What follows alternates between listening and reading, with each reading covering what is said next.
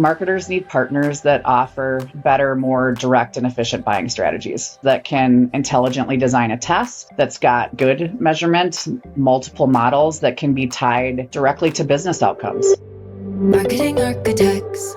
Hello, and welcome to the Marketing Architects, a research-first podcast dedicated to answering your toughest marketing questions. I'm Elena Jasper. I run the marketing team here at Marketing Architects, and I'm joined by my co-host, Angela Voss, the CEO of Marketing Architects. Hello. And we're joined by a special guest, our Chief Media Officer, Catherine Walstad.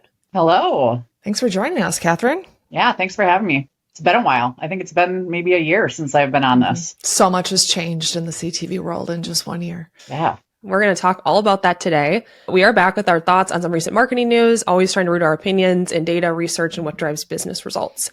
Today, Catherine is joining us to talk about CTV, otherwise known as connected TV, sometimes known as streaming TV, and we are going to talk about those confusing labels in a little bit. It has been a hot topic in advertising for years. It's growing fast, promising better targeting, superior measurement, basically the power of TV with digital precision.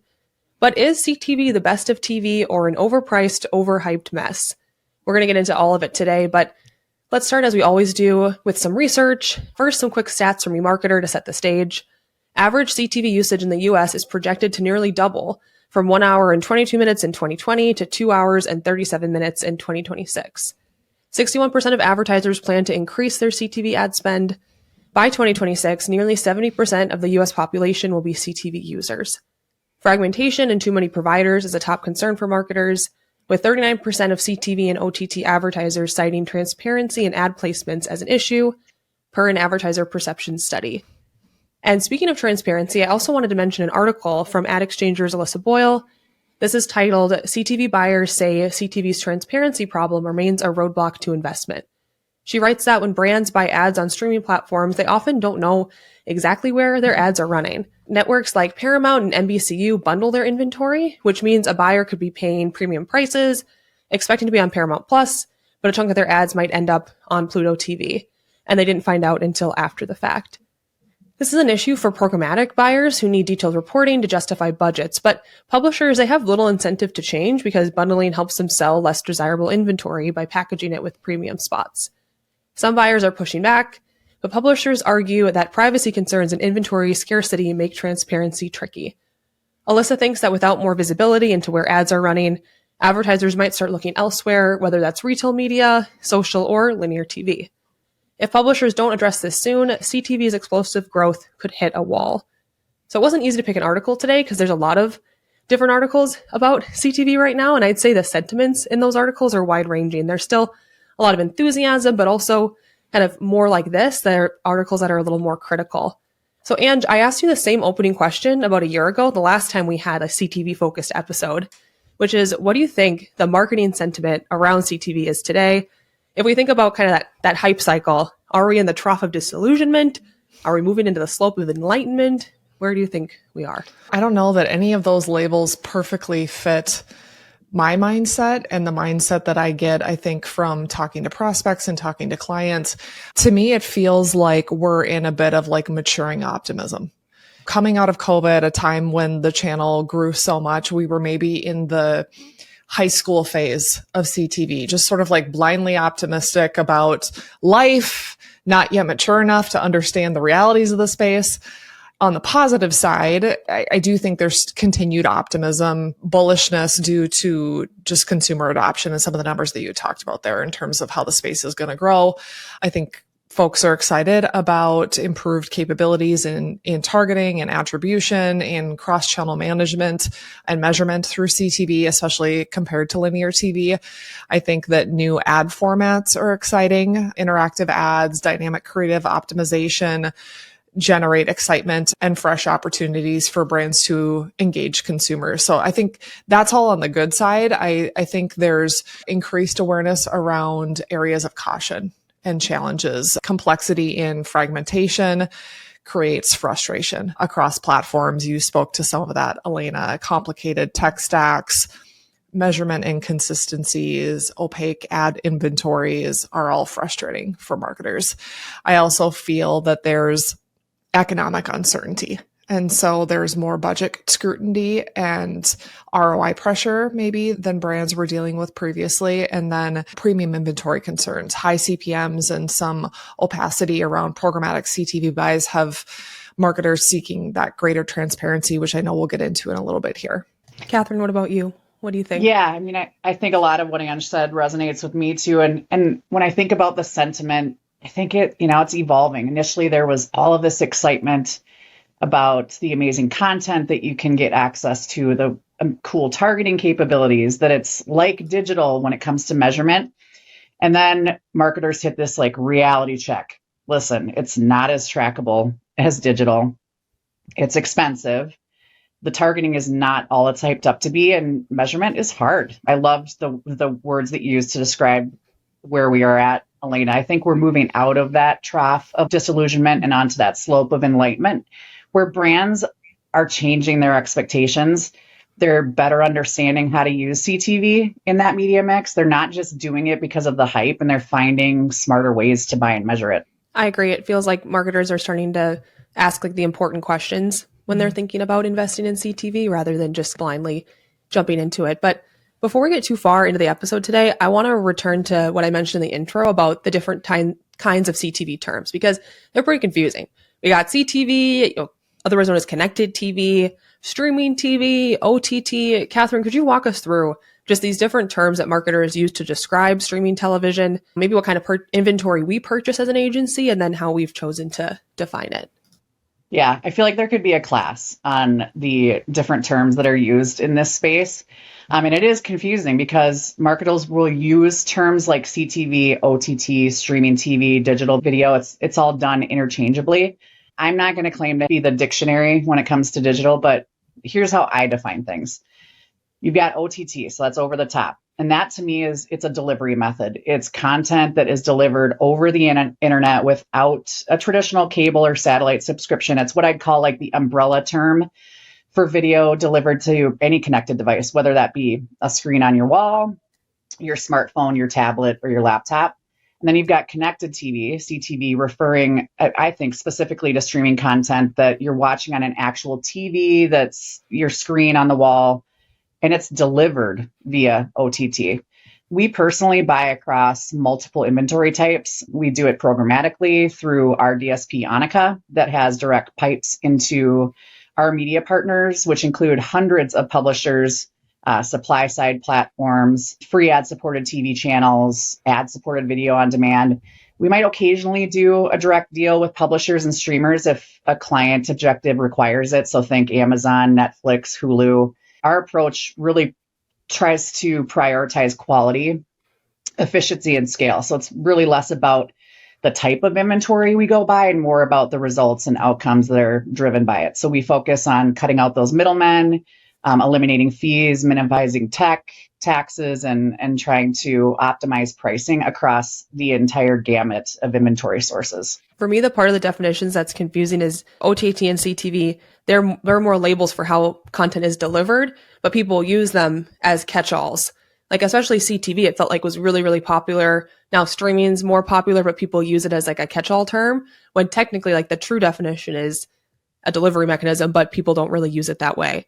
It can get a little bit confusing. Mm-hmm. I wanted to zoom out a little bit and ask probably one of the most important questions about CTV, which is from a business perspective, do you think that it's delivering on its promise? So are brands seeing the ROI that they need, that they expect? So I think it's winning in some areas for sure, right? CTV is winning the incremental reach game, at least for our clients. It's delivering audiences that traditional linear television can't or isn't. I think it's challenged, though, by the misconception that it can function just like digital, that it's fully trackable, that it's cost efficient and highly attributable. In reality, we have major measurement gaps. You've got walled gardens, high CPMs that have made tracking immediate ROI really tricky. And I think the brands and agencies, or just marketers in general, that are seeing the strongest returns in this channel are optimizing their creative for that environment with short, really engaging formats.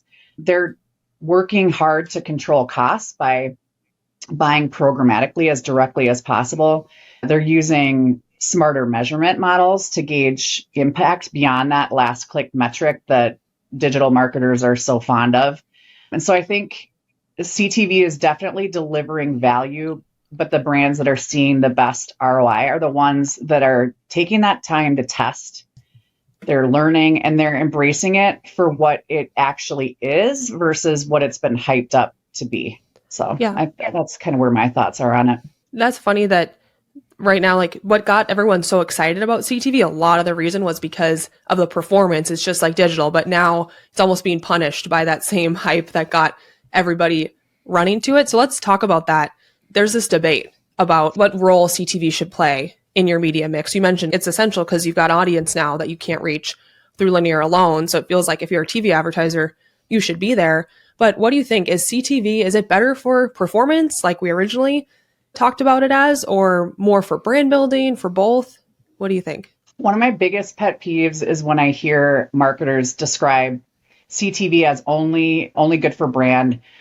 That's so short-sighted. It is absolutely, you can use it for both. And we've seen what you can do if you're focusing on both. Brand marketers, of course, love it because you're extending the power of television storytelling to new screens and households that you couldn't reach before. And then you've got your performance marketers who so badly want to be there and do it, but don't think maybe they can afford it. But the ones that try it and test and learn, and they can figure out the smart buying, they can buy programmatically or work with a partner that has an optimized supply path that can help control those costs and improve performance. When you pair it with linear, it can be a really powerful way to increase unique reach and have big business impacts. I don't feel like it has to be either or. I think it can do both. You can certainly have more of a brand focus for your CTV campaigns, but absolutely performance marketers, like, come on in, it works. Yeah, agree. And I feel like maybe that's sort of residual hangover from linear. There's still a ton of marketers out there that don't feel linear can be measurable either. But with new tech like ACR, there are advantages in that space from a measurement perspective that just didn't exist years ago. And I agree with you that when you can pair these two together, linear and CTV, you really create this competitive advantage that I feel really no other medium can match, right? Linear's got this unparalleled opportunity to build just massive awareness, drive that broad reach, scale, lays the foundation for brand fame. It's this broad audience delivery. You've got proven credibility. It just translates into rapid category awareness and consumers' trust. It says to your market, we're credible, we're established, we're here to stay. And then CTV really complements that by injecting more precision and agility and measurability into the equation and enables the marketers to efficiently extend reach into those underserved segments, either reaching cord cutters or perhaps younger demographics. And so when we can use these two together, these channels don't just add incremental benefit, they really multiply that impact. The scale and credibility of linear TV combined with that precision and agility of CTV in campaigns that just simultaneously build long-term brand equity and drive that short-term performance out of both channels. I feel guilty even asking the brand versus performance question because I know it's not a helpful question, but it is something that comes up for people. So I feel like I have to ask it. But I think that we'd say, like what you said, Ange, about like the multiplying effect, we feel that way for branded performance too. We're fans of like Work's research about, it's brand times performance. They work together, like trying to separate them isn't helpful. Mm-hmm. However, I felt like we needed to talk about it because I'm not sure if there's another marketing channel that has such different expectations on it, depending on who you talk to. Like, it's really interesting. Like, we talk to brands that are all different sizes, all different phases, and you almost can't predict who will come in and like what view they'll have on TV, like mm-hmm. linear and CTV, because sometimes smaller brands, like more startups, see it as more of a brand channel. Sometimes bigger brands see it as performance. And I know it depends on like your brand and in your category, but it is sort of interesting how you could have just a completely different expectation of what this is supposed to do for you. I was trying to think of an analogy, but I couldn't. But it makes it fun, I suppose. One thing I want to talk more about, I know we're kind of dancing around it, is this CTV like digital, or CTV equals TV like digital. I know we covered a little bit, but we hear that a lot, that CTV is going to be trackable, hyper targeted. But what do we think? I know we covered it a little bit, but Catherine, is that true at all?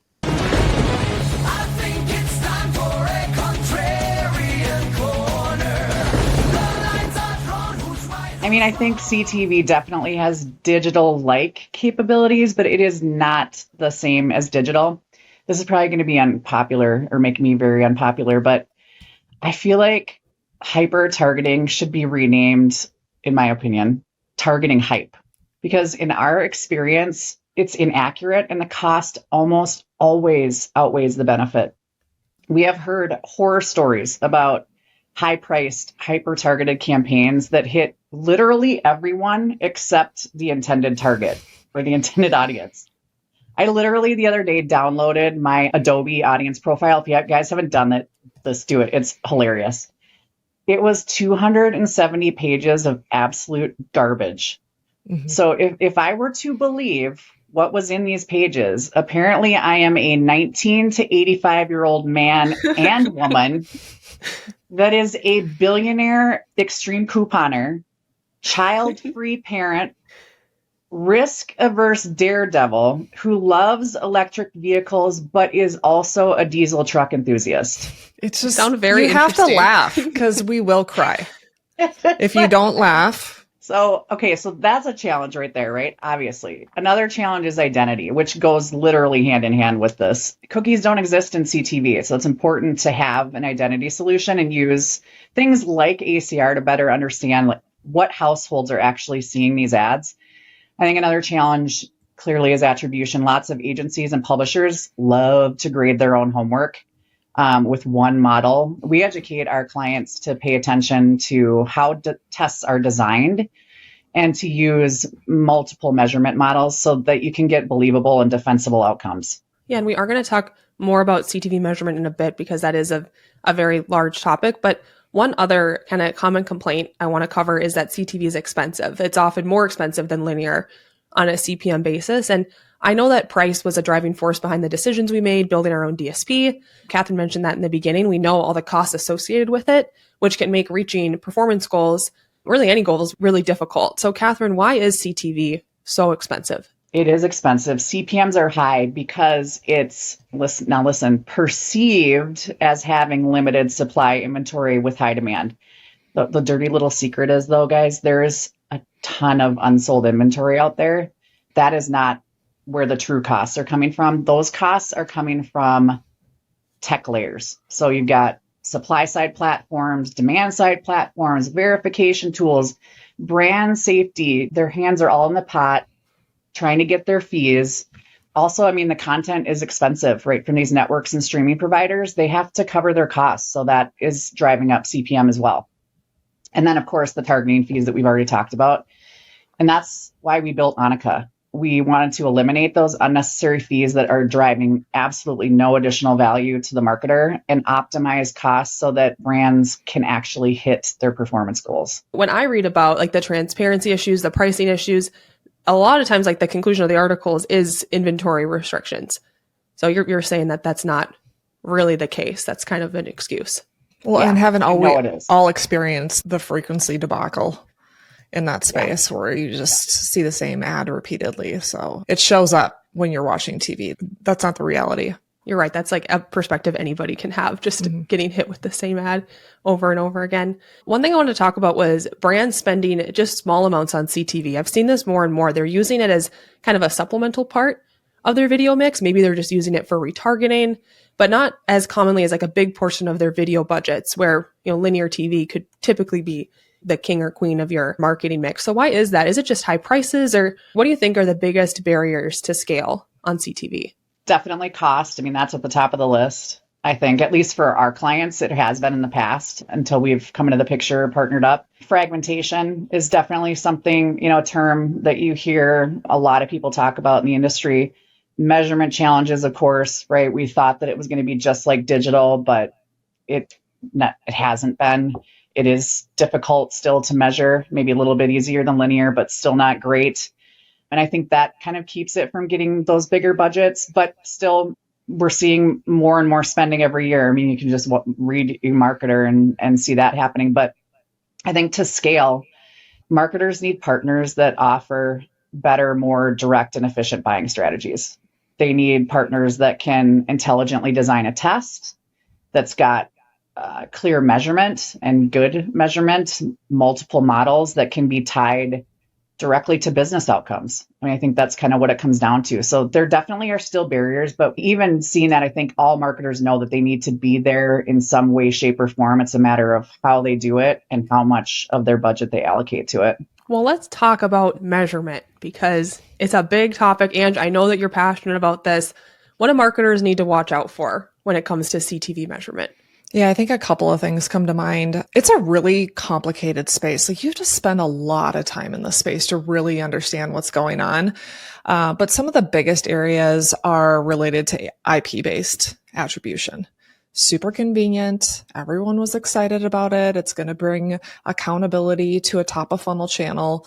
The problem is it often overstates performance because we have wide device graphs that mistakenly attribute household activity as ad-driven conversions.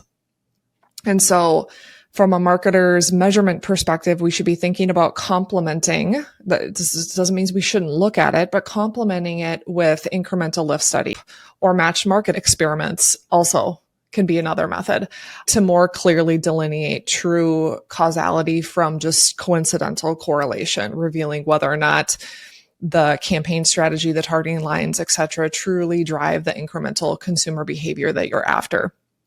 Additionally, related to bundling that we've talked about, demand transparency around where your CTV impressions are running. Too often, premium CTV inventory is being bundled with lower quality digital placements. This could be display, it could be mobile ads, which inflate total impressions but provide minimal value.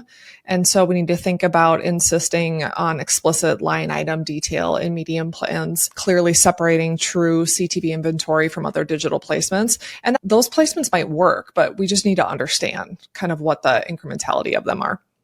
Mm-hmm. And then we've talked about this too, but often when prospects come aboard working with us and begin buying through our own DSP that we built, they have previously experienced scenarios in which that bundled low quality inventory is used to lower overall CPMs. And so a lot of times when you hear marketers talking about, well, we've taken $35 CPMs or worse and dropped them down to 10, that's how they're doing that. And so just be aware of those artificially low CPMs. They typically reflect that diluted premium inventory with placements that are unlikely to drive meaningful outcomes. I think that plus, I've mentioned this already a couple of times, agencies, watch out for the agencies and publishers that are grading their own homework, that have those flawed, single-threaded measurement strategies. Beware, right? Frequency tracking is another one we've touched on here a little bit. CTV measurement does not always deduplicate across platforms, depending on how you're going out there and buying. So beware of that. Walled gardens, those can be tough, right? They don't necessarily provide you with a whole lot of data or transparency of any kind. So our advice is if you're thinking about going and buying media from those types of places and you can't get good data, you might want to just walk away and not buy it. And then Ange mentioned this IP. Yeah, it's flawed, and it's imperfect, but it's one of the things we have. Mm-hmm. And to her point, you can pair that with other, types of measurement strategies that can help you get confident results after the fact that can help you feel good about the results and the performance of the channel. Yeah, I think this one's so hard for marketers because it's so complex. Like, I don't understand exactly how to go about measuring CTV, but I think if you're a marketer and you're looking for a partner that's going to buy CTV or who's going to measure it for you, it might be good to re-listen to that and maybe ask a couple of those questions. I feel like you get a pretty good idea of where people stand by asking them a little bit about their inventory, their measurement philosophy. You might start to get kind of a feeling in your gut about whether they're a good partner or not. Mm-hmm. I want to go back to that article we opened with from Ad Exchanger because transparency, it's a very popular word just in advertising in general right now, I'd say, but especially in CTV. So, Catherine, how big of a problem is CTV transparency? It can be a pretty big problem if you're not working with the right partner. A lot of brands don't know what they're actually buying today or what they're actually getting.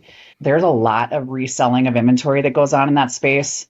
So you could be buying a lot of secondhand inventory at a markup We talked already about hidden fees from those intermediaries or those middlemen that are in the tech supply chain. Ange mentioned this lack of log level data for visibility of where the ads are actually landing. I think it's important to demand transparency with the media partners that you can. Our approach obviously was to go out and build our own DSP that has direct publisher relationships.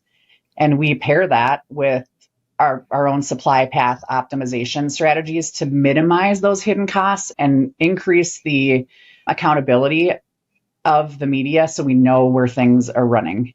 We know where the inventory is coming from and where our clients' ads are being seen. Well, and I think it's important from a measurement perspective, but even just from a brand safety perspective too. The digital space is super complex, and it's so complex that perhaps when marketers are coming into CTV, they think of it as a channel that is almost impossible to try to track all of that. But we're moving into a top of funnel channel where there is additional tech that allows us to get greater insight, or to your point, those supplier relationships and being direct to source in as many instances as possible is super important.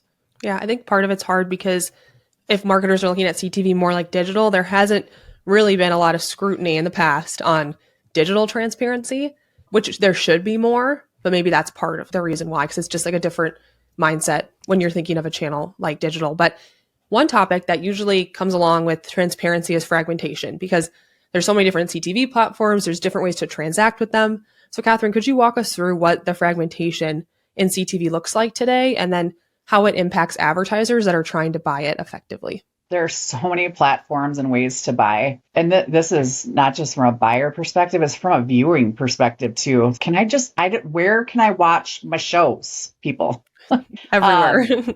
Right? I know. Or what if I just want to find something to watch? I have to go through like 10 apps to do it. It's kind of annoying. Anyway, we're back to how you buy. We talked through some of these definitions earlier. You've got ad-supported video on demand platforms like the Hulus of the world. You've got premium networks like NBC Universal, Disney, free ad-supported channels, Pluto, Tubi, their apps, direct publisher deals you can go broker. You can buy through programmatic exchanges. You can use a DSP. That is kind of cool, right? Because you've got optionality. But the challenge with that is, for us, at least today, that hasn't been figured out yet, there is no universal measurement standard. You've got a high risk of duplication because you've got multiple providers selling the same inventory.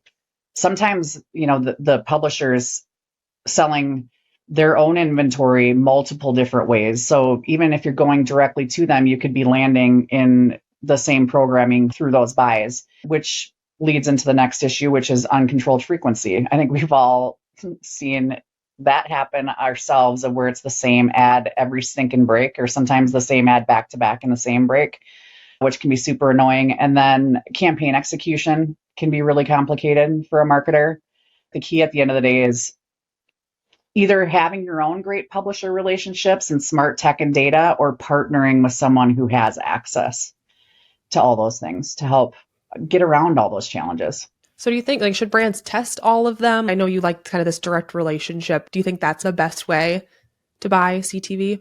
I mean, honestly, I think to avoid having to go out and make really costly mistakes, finding a partner that has figured it out already is probably the best way to go. I think otherwise you can end up spending hundreds of thousands, if not millions of dollars, going out and testing all these different things and making all the same mistakes that marketers have been making the last several years in this space. So I think that's really it. Partner with somebody that knows what they're doing and that has done all the testing and research and has the good solutions in place. Ange mentioned in the beginning that CTV has changed a lot. I mean, I can't believe we waited a year to recover it in detail, but you see kind of all these trends firsthand as our chief media officer. What do you think is the biggest shift happening in CTV right now that marketers, may not know of, but should be paying attention to? A couple of things that I'm seeing that are really fun are things like retail media and commerce integration. So these shoppable ad units, I don't know how well they're working, but it's fun to see that marketers are experimenting with that. I've seen an increase in interactive ad units too, not just shoppable, but interactive. So the other day I caught a James Hardy ad that allowed me to visualize their product on my house through a carousel of images that I could control with my remote. I'm like, well, this is cool. Again, not necessarily, I'm a nerd, so I stopped to do it because that's my job. But I we'll see how that type of stuff actually resonates, engages actual consumers. I think we're going to keep seeing identity resolution improvements with new solutions for cross-device attribution. Of course, every day that goes by, we're seeing better data and measurement. So I think that will continue to improve.